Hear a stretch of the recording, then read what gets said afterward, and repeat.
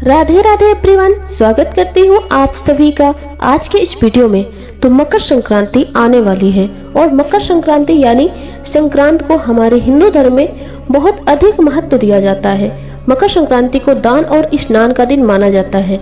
मकर संक्रांति के दिन किया गया दान हमें अनंत गुना फल देता है, इसीलिए मकर संक्रांति के दिन दान करना बहुत ही शुभ माना जाता है। सभी लोग अपने अपने सामर्थ्य के अनुसार कम या ज्यादा पर दान जरूर करते हैं। तो आइए जान लेते हैं कि मकर संक्रांति के दिन कौन कौन सी ऐसी 7 सबसे महत्वपूर्ण चीजों का दान करना आपके लिए रहेगा बेहद शुभ।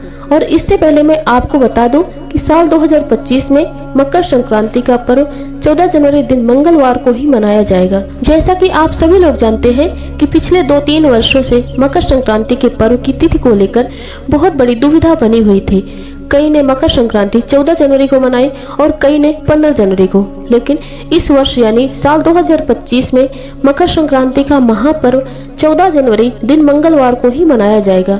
तो चलिए देख लेते हैं हम वो 7 वस्तुएं और इन वस्तुओं के महत्व के विषय में भी मैं आपको बताती जाऊंगी। तो पहली और सबसे महत्वपूर्ण वस्तु है खिचड़ी। मकर संक्रांति का एक नाम खिचड़ी पर्व भी है।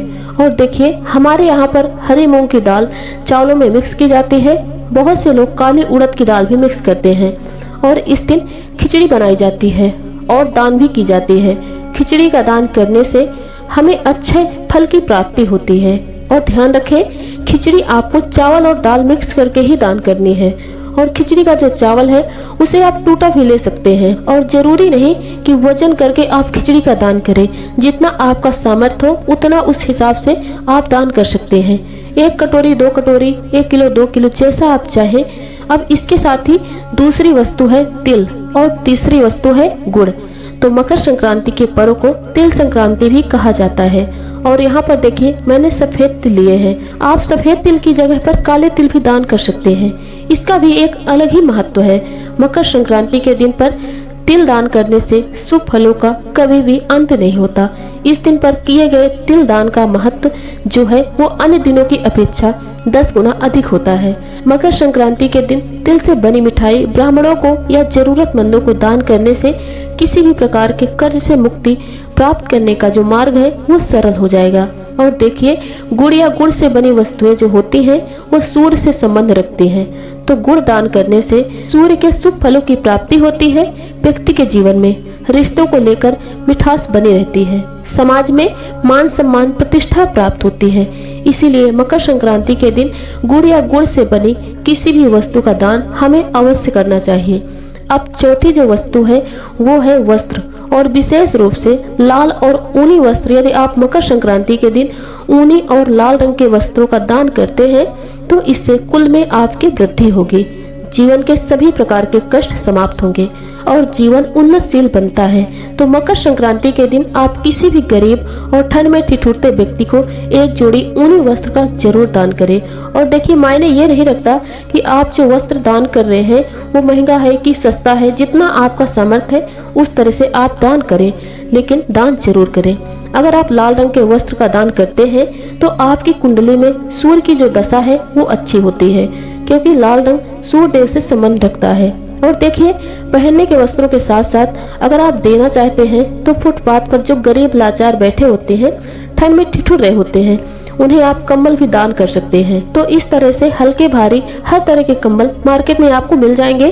और ये देखिए, जरूरी नहीं कि सिर्फ धनवान व्यक्ति ही दान कर सकता है, कम पैसे वाला व्यक्ति भी दान कर सकता है अपनी क्षमता और साहुलियत के हिसाब से। तो भगवान ने आपको जिस लायक बनाया है वैसा आप दान जरूर करें। और देखिए, कंबल दान करने से आपकी कुंडली से राहु के जो अशुभ प्रभाव है वो दूर होते हैं। और विशेष रूप से अगर आप काले रंग का कंबल जो है वो दान करते हैं तो आप अपनी सहूलियत के हिसाब से वस्त्र, हल्के या भारी कंबल, शॉल जो देना चाहे वो आप दान कर सकते हैं। और देखिए, दान करते समय आपको एक बात का विशेष ध्यान रखना है कि जो भी वस्तु आप दान कर रहे हो वो पुरानी ना हो, ना इस्तेमाल की हुई हो और कहीं से भी कटी फटी ना हो। हमेशा नई वस्तु का ही दान हमें करना चाहिए। अब 5वीं जो वस्तु है सप्तधान। तो सबसे पहले आप ये देख लीजिए कि सप्तधान में कौन कौन से अनाज आते हैं। तो 7 तरह के अनाज होते हैं सप्तधान में, जिसे सतनजा भी बोला जाता है। इसमें पहला अनाज है गेहूं, दूसरा अनाज है चावल। तो सप्त धान के दान में हमें टूटा चावल बिल्कुल भी दान नहीं करना चाहिए। यहाँ पर मैंने बासमती के चावल लिए हैं। देखिए, खिचड़ी जो आप दान करेंगे उसमें आप टूटा चावल भी प्रयोग कर सकते हैं, लेकिन सप्त धान के अनाज में हमें बिना टूटा चावल ही दान करना चाहिए। अब सप्त धान का जो तीसरा अनाज है उसमें आता है जौ। सप्त धान में ये आपको जरूर रखना है, क्योंकि जौ पृथ्वी पर पैदा होने वाला पहला अनाज है। अब इसके साथ ही चौथा अनाज है काली उड़द। तो यहाँ पर देख लीजिए, काली उड़द अगर आपके पास ना हो तो आप इसकी जगह पर हरी मूंग दाल भी ले सकते हैं या मसूर की दाल भी रख सकते हैं। और यहाँ पर देखिए, मैंने साबुत अनाज आपको दिखाए हैं, आप तले हुए अनाज भी ले सकते हैं। और कोई अनाज ना हो तो उसकी जगह पर आप दूसरा अनाज भी रख सकते हैं। अब इसके साथ पांचवा जो अनाज है वो है चना। तो यहाँ पर मैंने साबुत चने लिए हैं, आप चने की दाल भी ले सकते हैं। और ये सप्त धान जो है वो आपको किसी भी किराना के स्टोर में आपको आराम से मिल जाएगा। अब इसके साथ ही सप्त धान का जो छठवां अनाज है वो यहाँ पर मैंने सोयाबीन लिया है। आप सोयाबीन की जगह मटर या राजमा या रमास या कुछ भी आप रख सकते हैं। अब सातवां अनाज है वो कंगनी। तो यहाँ पर मैंने कंगनी ली है, आप बाजरा भी ले सकते हैं। अगर कंगनी नहीं मिल रही है तो आप बाजरा ले सकते हैं। बाजरा दान करने से राहु शांत होता है। ये देखिए, बहुत से लोग सप्त धान में तिल भी रखते हैं, लेकिन तिल जो है वो अनाज में नहीं आता। और देखिए, ये जो सप्त धान है तो बहुत से लोग देखिए वजन के हिसाब से इसको मकर संक्रांति के दिन निकालते हैं और इसको दलवा करके चिड़ियों को डालते हैं। और बहुत से लोग बहुत छोटा छोटा दलवा करके चींटियों को डालते हैं। और देखिए, अगर आप चींटियों के लिए सप्त धान का दान निकालते हैं तो इसमें आप थोड़ा सा घी और भूरा वाली चीनी या गुड़ भी जरूर मिक्स करें। और देखिए, सप्त धान के दान से जीवन में धन धान की कमी कभी नहीं रहती। दान करने वाले व्यक्ति के जीवन में, उसके परिवार में सदैव सुख समृद्धि का वास रहता है।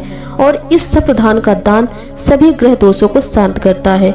अब इसके साथ ही देखिए, दान में जो छठवीं वस्तु है वह होती है घी। और अगर आपको गाय के दूध से बना घी मिल जाता है तो आप थोड़ा सा ही सही पर गाय के घी का दान जरूर करें।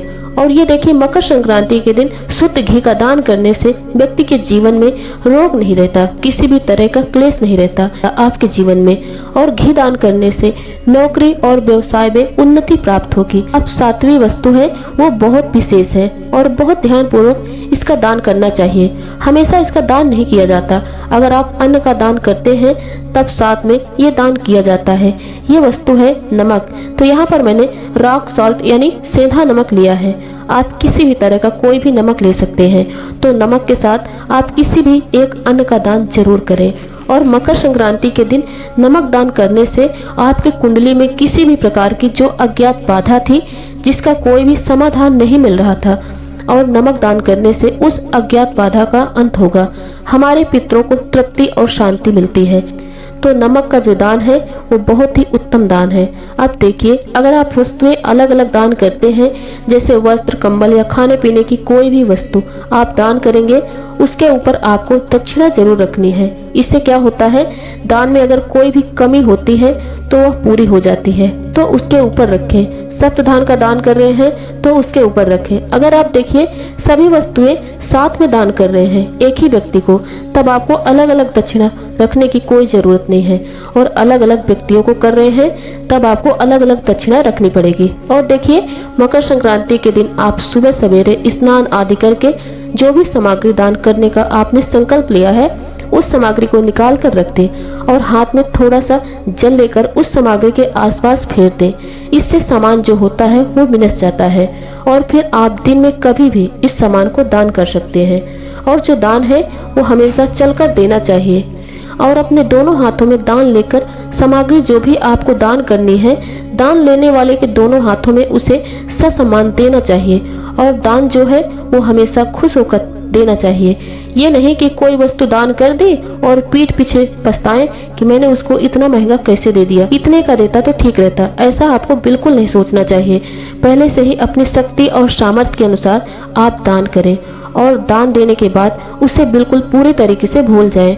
तो उम्मीद करती हूँ दोस्तों वीडियो आप सभी के लिए हेल्पफुल रहे। वीडियो अगर थोड़ी सी भी अच्छी लगी हो, थोड़ी सी भी पसंद आई हो तो वीडियो को लाइक करें और अपने दोस्तों में ज़्यादा से ज़्यादा शेयर करें। और मेरे साथ जुड़े रहने के लिए मेरे चैनल अनु एस्ट्रो 777 को सब्सक्राइब करना ना भूलें और साथ ही बेल आइकन प्रेस कर दें। और आज का वीडियो बस यहीं तक, मिलते हैं अगले वीडियो के साथ। जुड़े रहिए हमारे साथ, ऐसे नई नई जानकारियाँ आपको मिलती रहेंगी। धन्यवाद।